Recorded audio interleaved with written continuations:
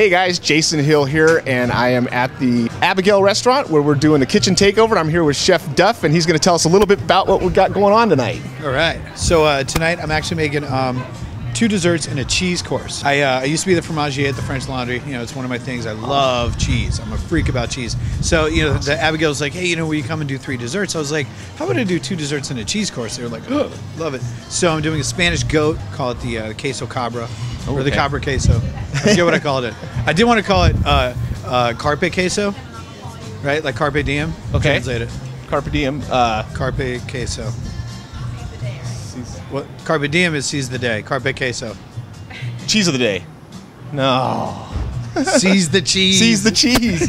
Awesome. Okay. But I did. So it's the cabra. I don't know, whatever I call it. Yeah, okay. The cheese dish. It's a Spanish goat with an ash rind. It's really good. Nice. It's a really fresh cheese, but it's got a lot of like Roquefort notes in it there too. So it's like a really fresh, bright, young cheese with a bunch of goat in there, or with a bunch of blue in there. It's really cool. So where did you find that? I found it at Wally's. Okay. You know Wally's on. It's like right off of Olympic. Okay.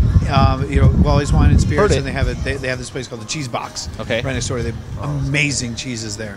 Really incredible cheeses that Awesome. super hard to find. And that's gonna be served with California strawberries 2 ways. So I got basically I made a strawberry paint.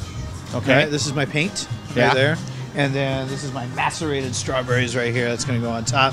And I got a little piece of nice dark brioche that's going to go in there. Because you got this really nice bright cheese. You got sweet, you got acidic. And so I got a nice sort of like really dark toasted piece of brioche. sounds It's a little perfect. bitter. It's going to be really cool.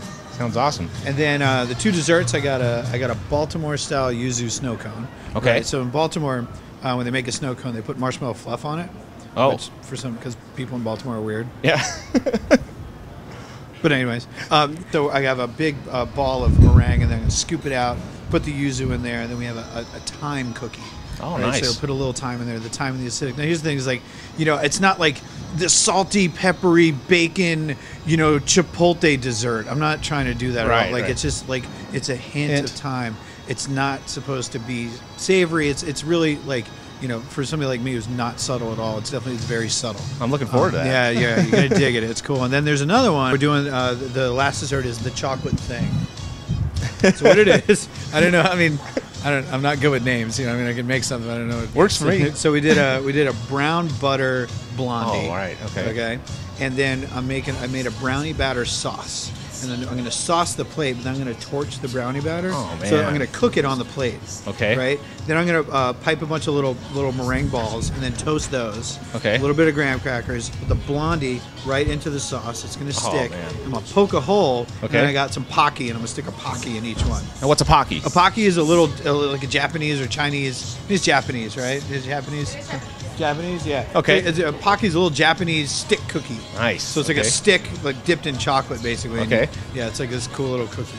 So what do you make at home? Do you make this kind of stuff for yourself at home, or No. you're more laid back? I make. Yeah. So at home, this is a beet, carrot, apple, spinach, pear juice. It's good. You should try That sounds good. Get a shot of this. Good. Damn good. Now you should Mix drink that up? like a lot of this. No? And then you you should? Yeah, because then when you poop, it's the color of the beets. That's a great tip. the first time I You want to drank- decorate your bowl. Right. Well, I mean, the first time I had like a bunch of beet juice, Yeah. I thought my Panicked? kidneys were failing. I was like, oh my god. No, I do that And then too I when I was eat like, a oh lot wait, of beets. that's right. I Beets just will had do a that. pound of beets. That's great. But no, it's good. You know, I figured like, you know, I moved to California not too long ago, and I realized I was Okay. like the fattest person in the state. So I started drinking a bunch of juice, and I've been losing a lot of weight. It's Good for you. That's It's great. really, it's really helpful. And it's good. The beets, honestly, you know, if you're going to go on a juice diet, put the beets in your juice, and it really kills your appetite. So it makes it so you're not craving, Interesting. you know, a whole bunch of food. I think it's the dirt that I leave on there though. Like, I don't wash them. You don't wash the beets? Yeah, you get it like nice and muddy. You know? It's really earthy. That's It for is, sure. you know, a it's little real sweet, earthy. earthy. It's good. Yeah, I love it. One other question here. You mentioned you worked at the Did I French derail Laundry. your interview? No, that was great. That was awesome.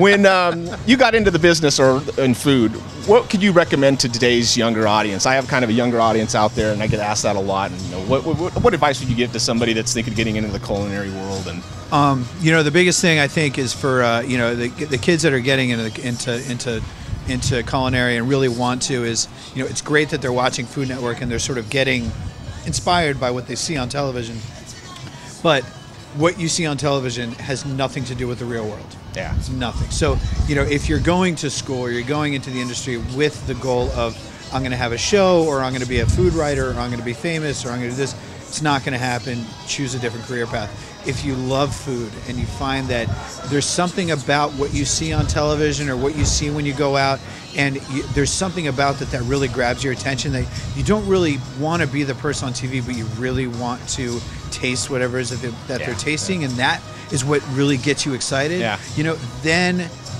go for it. You really got to have that passion. And before you spend $1 billion on culinary school, before you you know, like start dropping a bunch of money, you know, going on culinary tours, where go work in a restaurant. The biggest thing.